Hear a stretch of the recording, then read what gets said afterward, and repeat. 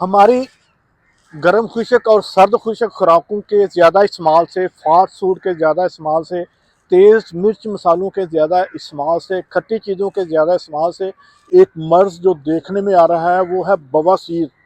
اور پریشانی اس وقت ہوتی ہے جب اس میں سے خون آنا شروع ہوتا ہے، تو جس کو ہم بواسیر خونی کہتے ہیں۔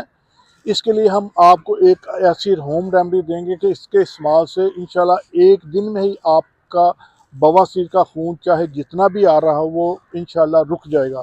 آپ نے کرنا کیا ہے کہ ناریل جو عام ملتا ہے اس کے اوپر جو بال، جس کو ہم ناریل کے بال یا داڑھی کہتے ہیں، وہ لے کے آپ اس کو جلا لیں۔